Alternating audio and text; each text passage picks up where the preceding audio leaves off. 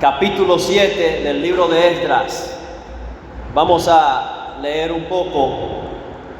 Dice en el nombre poderoso de Jesús: pasadas estas cosas en el reinado de Artajerjes, rey de Persia, Esdras, hijo de Seraías, hijo de Azarías, hijo de Hilcias, hijo de Salum, hijo de Sadoc, hijo de Jaitoc, hijo de Amarías, hijo de Azarías, hijo de Meraioc, hijo de Seraías, hijo de Uzi, hijo de Buki, hijo de Abisua, hijo de Finés, hijo de Eleazar, hijo de Aarón, primer sacerdote. Gloria al Señor. ¿Por qué tiene este libro que dar esa genealogía, esa descendencia?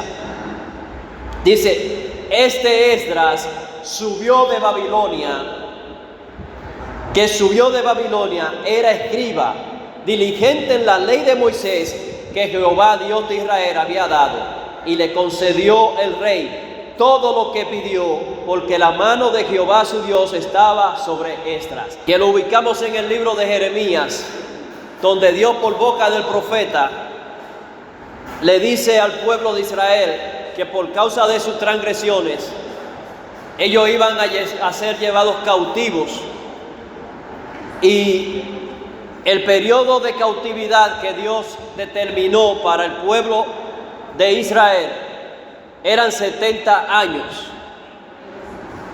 Y en esos 70 años en Babilonia sucedieron muchas cosas, y de ahí vienen los libros históricos, pero también nace el libro de Daniel, que es un libro profético. Escatológicamente Daniel sigue vigente en los diferentes ciclos escatológicos de la humanidad, desde el tiempo de los macedonios, los griegos, y así sucesivamente Nerón, y estamos esperando, porque es un libro que se cumple por ciclos, se repiten los ciclos proféticos. Amén. Pero tenemos también el libro de Esdras y el de Nehemías. Asimismo, el pueblo que fue llevado cautivo por 70 años en Babilonia fue regresando, luego que se cumple el tiempo de la cautividad, por oleadas, por ciclos. Y no podemos hablar simplemente de el regreso de la cautividad, sino que también tenemos que hablar de lo que sucedió en esos 70 años en Babilonia. Hubo un rey llamado Joaquín, que Nabucodonosor lo llevó cautivo a él y a su familia, asesinó a sus hijos delante de sus ojos, los degolló, no los mató, lo asesinó. Y metió a este rey en el calabozo y le cortó los dedos de los pies y de las manos. Lo sometió a una tortura tremenda, los desmoralizó siendo de la realeza. Escuche bien, usted que no ha llegado cerca de esa realeza, cuando lo pica un mosquito, quisiera matar el mosquito. Pero este era un hombre que nació para reinar. Joaquín era de la descendencia de Judá, estaba en el trono, y Nabucodonosor se lo llevó cautivo y le hizo todo lo que quiso. Ahora bien, siendo él de la realeza, de la línea, del linaje del Mesías, ¿cómo era posible que Dios permitiera que este hombre pudiera pasar por tales tormentos? Y más aún, permitir que un hombre pagano pudiera poner sus manos sobre este ungido de Dios. ¿Por qué? Porque este rey transgredió la ley de Dios, echó a sus espaldas lo que Dios le había dicho. Dios había determinado que los reyes gobernaran con la Torá, con el libro a su mano derecha y que lo consultaran todos los días y que un sacerdote le enseñara la ley de Moisés todos los días. ¿Por qué viene esta genealogía sacerdotal?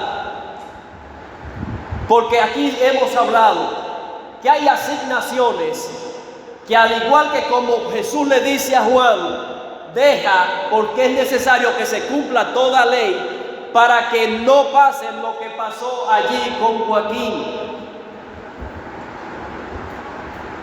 Joaquín persiguió, rechazó, despreció todo lo que Dios había organizado para dirigir a un pueblo. Porque ser rey en Israel en ese tiempo no era simplemente gobernar al pueblo, sino que había que estar en lo que le llamamos en este tiempo educación continuada. Y esa es la carrera de cada creyente. Usted empezó un día el camino, pero usted no ha llegado. Nosotros tenemos que vivir en lo que es educación continua, en lo que es entrenamiento continuo, en lo que es crecimiento continuo, en lo que se llama mover, agitar cada día las aguas del Espíritu. Y estamos hablando de un pueblo que fue llevado cautivo y nadie en la cautividad siente honor ni orgullo. Pero vemos gente como Mardoqueo, que él seguía teniendo su orgullo. Vemos personas como Daniel y sus amigos que sentían y seguían teniendo identidad. Vemos que Esther, aunque no estaba muy clara, tenía la valentía de un pueblo que ella quizás no conocía su historia. ¿Qué es lo que quiero decir, iglesia? Que la situación, el tiempo, la localización, el lugar no va a determinar tu actuación, sino lo que Dios ya ha depositado en ti. Resulta que se levanta Esdras y señala la palabra que él fue el que subió a Babilonia, subió de Babilonia. O sea, subió ¿a dónde? A Jerusalén. Pero este hombre, estando en cautividad, estando en un territorio extranjero, seguía siendo Esdras y empieza a señalar el libro su procedencia, de dónde él viene. Algo interesante de uno de los antepasados de Esdras es Fines. Fines, en la historia de Números lo encontramos como uno que cuando el pueblo se estaba descarriando en el desierto frente a Moab, que vino el profeta Balaam, se levantó con una lanza y alanció a los que estaban cometiendo pecado de inmoralidad sexual en el campamento. Mientras otros tenían miedo porque los que estaban cometiendo los pecados eran príncipes, tenían cierta autoridad dentro del pueblo, no se le podía decir nada porque eso era acarrearse una desgracia. Él se levantó y hizo justicia por Jehová. No es que Dios necesite que alguien lo defienda, pero cuando usted muestra su fidelidad, Dios va a ser fiel. Pero más que ser fiel con usted, Dios va a empezar a considerar hacer pacto con usted. Hay momentos en que Dios nos ve de cerca y nos analiza y sabe y pesa nuestro corazón si es posible que usted pueda sostener delante de Él un pacto. Porque la palabra pacto la tomamos tan ligera, pero cuando se trata de Dios, no es que usted se va a hacer un pacto con Él, es si Él quiere, va a hacer pacto con usted. Y resulta que cuando Dios hace un pacto, aleluya, no es el pacto que se hacen entre naciones, que hacen un pacto, pero siempre se están espiando, se están vigilando, se están haciendo negocios por detrás. No es el pacto que usted hace con otro ser humano igual que usted, que aunque lo hace, está mirando siempre qué ventaja puede sacar. Los pactos de Dios son verdaderos, son genuinos. Entonces estamos hablando de que este hombre tiene en su ADN los genes de un hombre, el cual Dios le dijo,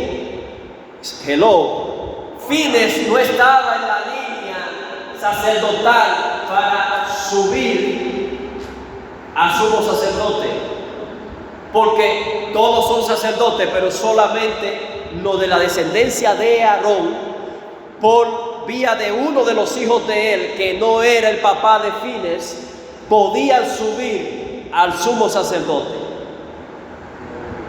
Y cuando Fines se levanta, Dios dice, dile a Fines que venga acá. Lo llama a la tienda de reunión y le dice, por cuanto tú tuviste celo, yo voy a hacer pacto contigo. Pero se lo mandó a decir luego, dile a Fines que por cuanto él tuvo celo de mí, yo voy a hacer pacto con él.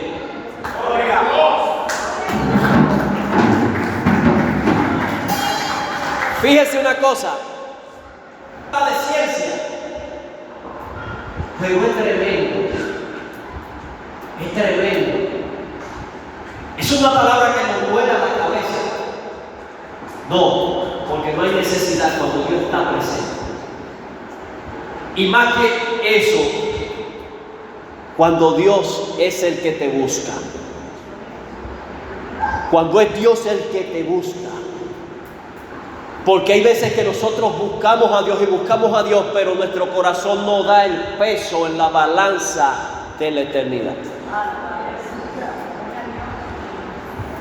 Y analizando desde la perspectiva de los primeros versículos del capítulo 7, este hombre no tenía por qué subir su descendencia a ser sumo sacerdote.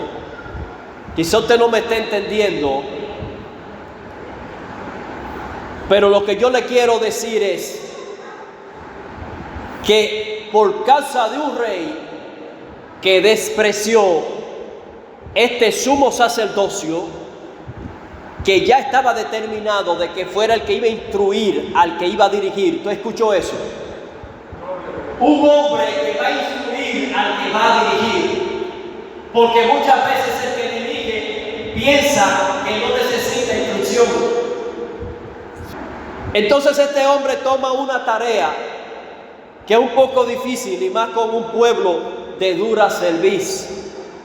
Era difícil dirigir a un pueblo llamado Israel, porque como dicen ellos, usted ve 3 judíos juntos y hay 4 opiniones diferentes, no se ponen de acuerdo. Entonces dice que él subió de Babilonia, pero resulta que cuando viene esta oleada, Artajerjes dice que se pueden ir, ya se cumplió su tiempo, ya usted está viviendo los depósitos aquí, váyanse. La mano de Dios está sobre Edra. Pero muchos del pueblo de Israel, en vez de subir a Jerusalén, ¿usted sabe qué hicieron? Se fueron más al este, se fueron más a Europa, se fueron dispersando, no volvieron a Jerusalén. Porque en ese tiempo de cautiverio su mentalidad se acostumbró al cautiverio. Su nombre. Y los que subieron con Esdras fue solamente un remanente. Los que escucharon la voz del escriba, del sacerdote, solamente pusieron atención un remanente. Sí, porque ellos habían visto que en Babilonia Daniel hizo grandes proezas, Dios a través de él, que Mardoqueo restituyó el honor de un pueblo allí en Babilonia en medio del cautiverio, que una de sus descendientes fue reina, fue madre reina, porque también de ella salió simiente para reinar. De que en el horno de fuego los jóvenes fueron arrojados, eso retumbó en todo el imperio, toda la provincia, que se vieron grandes maravillas en medio del cautiverio. Y hay momentos en que la gente ve el maná y cree que ya ese es el alimento que ellos van a consumir en toda su vida. Le estoy ligando la cosa. Que los milagros que tú ves en Babilonia no es para que te acostumbres a la cautividad de Babilonia. Que no te deslumbre la ciencia, la sabiduría de los hombres, el brillo de la fama. Que un pueblo con identidad, con el ADN sacerdotal, no se puede dejar impresionar por lo que pueda haber en medio del pueblo de Babilonia. Porque estamos saliendo de la cautividad.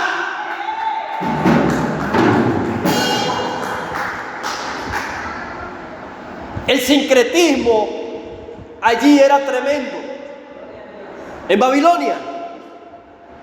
¿O usted cree que solamente se movían y hacían cosas los hombres de Dios, que solamente los ungidos podían presentar en su catálogo los milagros y la grandeza, la proeza que Dios hace? En Babilonia había también una casta sacerdotal de brujos, hechiceros, y tenían sus poderes porque los espíritus inmundos trabajaban a través de ellos. Y ellos tenían su religión. Usted nunca ha escuchado de las religiones babilónicas, pero esa religión babilónica era tremenda y aún hoy día persiste en medio de nosotros. Lo que pasa es que nos la camuflajearon, nos le pusieron un tinte, nos le pusieron un celofán, nos le pusieron un pintalabio, nos le pusieron un maquillaje, y ahora nosotros no sabemos si es cristianismo, si es fe en el Dios de Israel, o si es zoroastrismo, si es religión babilónica.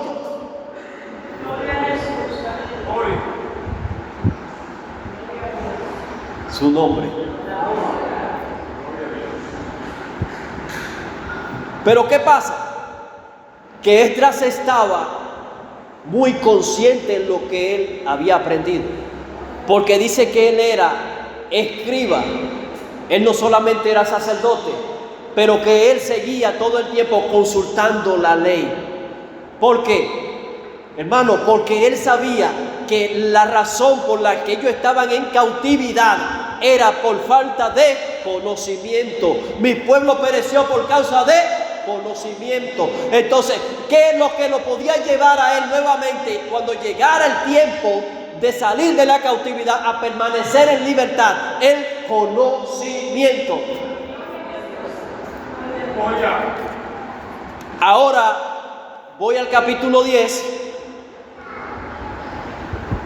porque hay algo que se llama verdad.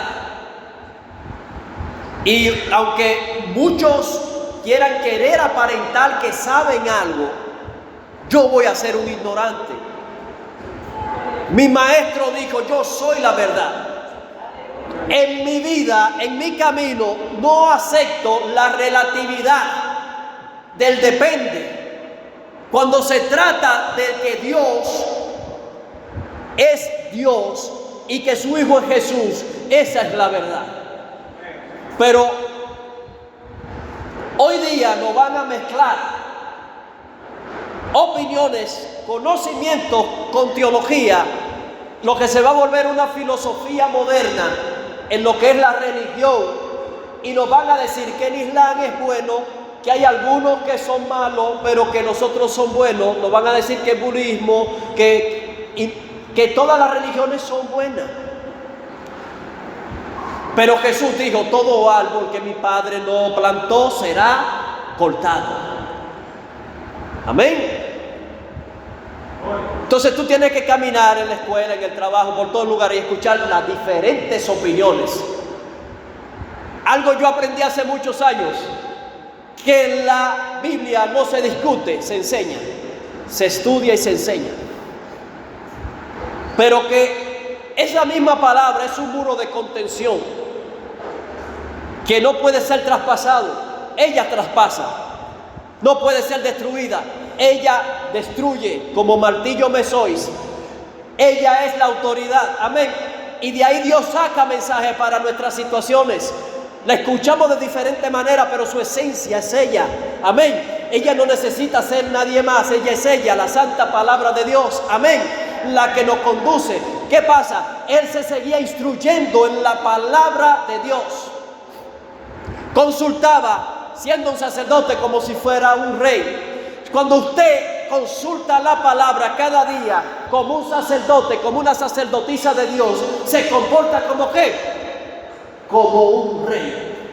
Son muchas las veces en que decimos, porque dice Pedro 2:8, porque somos linaje escogido, real sacerdocio, pueblo adquirido. Sí, pero ¿realmente conoces tú lo que debe conocer un sacerdote, lo que debe conocer un rey del linaje escogido? Fíjense, en las realezas europeas hay protocolos dentro de esa familia, y ese protocolo todo el mundo tiene que saberlo, porque no es verdad que siendo los reyes, la realeza de este país, de esta nación, vamos a pasar vergüenza porque tú estás violando el protocolo. Ahora bien, usted quizás nunca ha escuchado al Espíritu Santo decir, no me violes el protocolo. Dice en el capítulo 10, versículo 1, mientras oraba Esdras y hacía confesión, llorando y postrándose delante de la casa de Dios, se juntó a él una muy grande multitud de Israel. Hombres, mujeres y niños, lloraba el pueblo amargamente. Entonces respondió Secanías, hijo de Giel, de los hijos de Elán. ¿Por qué tanta genealogía? Porque cada uno de ellos tiene una importancia dentro del pueblo, amén. Le dijo a Esdras, nosotros hemos pecado contra Dios, pues tomamos mujeres extranjeras de pueblos de la tierra, mas a pesar de esto, aún hay esperanza para Israel. Qué bonito, porque ellos están frente al templo, y el templo es de una simbología y una importancia muy potente. ¿Por qué? Porque precisamente del templo depende la liturgia, la ceremonia y la enseñanza de la palabra para resolver los problemas que ellos tenían, especialmente ese que tenía una familia en donde la esposa era de un origen pagano, era extranjera, pero ya tenía hijos. ¿Qué iban a hacer? Él se atreve a decir que le iban a despedir con todos los hijos, la vamos a mandar para su pueblo hoy, y Dios estaría de acuerdo con eso. Piense, Dios estaría de acuerdo con eso.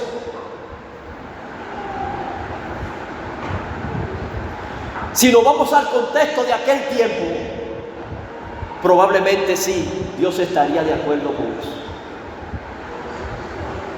¿Está fuerte? ¿Está fuerte? Dios está, si conforme al contexto de ese tiempo, a lo ya escrito, Dios estaría de acuerdo con eso. Pero no simplemente, sino que había un proceso detrás, porque Dios no estaría totalmente de acuerdo con eso. Hay un proceso para entrar a ser parte del pueblo de Dios, como se hizo con Noemí, con Ruth. Hay un proceso en la palabra, en la ley de Dios para esos temas. Pero alguien podría decirle, pero el Dios de ustedes es un asesino, abandona a los huérfanos, las esposas. No, conozca su palabra, conozca su palabra para que pueda tener respuesta. Y ellos dijeron que sí, porque era una cuestión de tiempo, había que hacerlo rápido, porque en esa condición nadie puede levantar los muros de Jerusalén. Amén.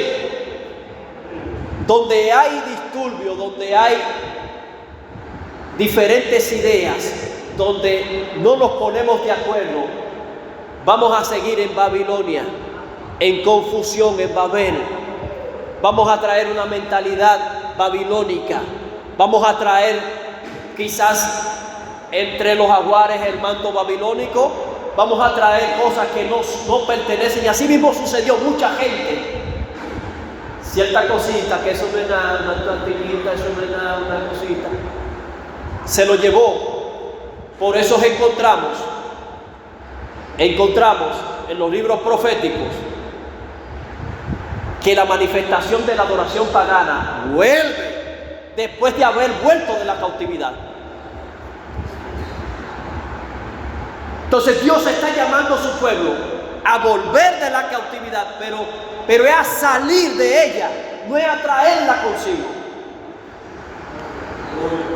Entonces tú estás dentro de un pueblo donde tú crees que todos somos libres, pero hay cierta cautividad. Y tú dices, Dios es bueno, y todo el mundo levantará la mano, Dios es bueno. Y tú dices, Cristo salva, y todo el mundo va a decir, Cristo salva. Y dice, pero no parecemos, decimos lo mismo. Pero lo que estamos pensando, y es tiempo, iglesia, de unir nuestros pensamientos. Tenemos que unir nuestros pensamientos. Amén. Porque la astucia del enemigo es tener una iglesia en este tiempo con un pensamiento dividido. Amén. Y cuando no pensamos iguales, no empujamos en la misma dirección, es porque todavía no hemos llegado, no hemos salido del cautiverio. A su nombre. Esdras lo aconsejó a alguien y le dijo, sí, estamos mal, estamos rotos, nosotros no podemos ni siquiera levantar el rostro, pero ya nosotros vinimos del cautiverio, sí, pero traímos cosas de allá que no debieran entrar aquí, estamos delante del templo. Dijo, pero todavía hay esperanza. Iglesia, por más roto que usted vea, por más que usted vea que sople fuerte los vientos, olvídese, todavía hay esperanza.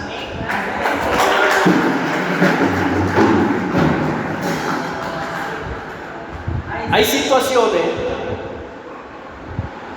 en nuestra familia en donde ellos piensan conforme a la cautividad y tu pensamiento no va a compaginar con el de ellos. Y aprenda a identificar cuando el enemigo lo quiere manipular, le toca el ego cristiano, te va a tocar el ego cristiano. Ven, te voy a dar 3 puñaladas si tú no te la dejas dar porque tú no eres cristiano. Es un ejemplo, pero es así. Es así. O sea, porque yo soy cristiano tengo que dejar que me acorralen y terminen conmigo. Eso no fue lo que el maestro enseñó. Pero ¿qué pasa? Que como nosotros hemos estudiado, hemos aprendido desde una perspectiva humana, de humanismo, pensamos que no podemos avanzar y ser libre en nuestro pensamiento, ser libre en nuestra doctrina, ser libre en nuestra ley, de lo que nos enseña la Biblia. La justicia de Dios molesta a este mundo. Y en el momento que usted trate de vivir en esa justicia, usted está confrontando las tinieblas. Por lo tanto, usted va a sentir que le van a querer mover el piso, le van a querer hacer bulla, lo van a querer distraer. Y si usted no accede, entonces van a acudir al recurso del descrédito de que usted es un hijo de Satanás. Asegúrese de hacerlo como Dios dice. Amén. Asegúrese de estar en el camino correcto. Porque el alma con el que te van a atacar en este tiempo es decir que tú no eres lo que tú dices ser. Su nombre. Pero noticia. Ya yo volví de la cautividad. Jesús llevó cautiva la cautividad. Y aunque Shambhala y Tobías vengan a decir que el muro que estamos levantando, si se sube una zorra se va a caer, no me va a hacer dejar el trabajo de levantar mi muro.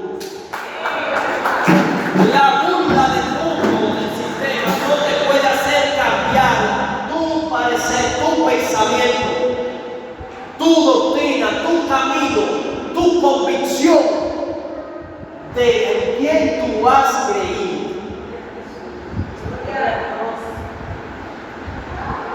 Y olvídese que cuando Dios llamó la cautividad a la familia, muchas familias fueron divididas porque no quisieron ir a Jerusalén, quisieron quedarse en Babilonia, y a otros decidieron irse aún más lejos y no regresar de la cautividad. En tu casa muchos se van a negar, que no van a querer regresar. Ellos van a querer que tú te acoples a su norma, pero el que pone el orden, como dice Josué, mi casa y yo serviremos a Jehová.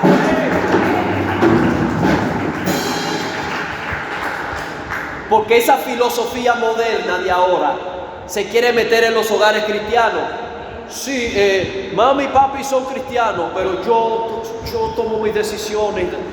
Sí, es verdad, no te vamos a molestar, pero aquí se vive una vida cristiana. Sí, es verdad, pero aquí se estableció el orden de Jehová. Sí, es verdad, pero aquí fluye Dios. Y no pueden haber dos fuentes en esta misma casa. No pueden fluir. Amén. Entonces, por eso es que tú escuchas a Jesús diciéndole a los discípulos, yo no vine a traer paz, vine a traer espada. Dice, ¿cómo, maestro? Dame un tiempecito, deja que pase un par de años, que ustedes se van a dar cuenta. Amén. Cuando un hijo le da porque se quiere descarriar, que está bien. Él quizás lo haga. Porque es la forma muchas veces de ellos expresarse. Que los procesos hormonales, que la química del cuerpo. Ok, vamos a ser científicos. Pero de ahora para adelante tú te haces tu juguito, tú te haces tu comidita y vas a dormir en la esquina del patio que salía de nuestro cabello. Ahí en la esquina del patio pon una almohadita, un colchoncito, que aquí no cabemos. O sea,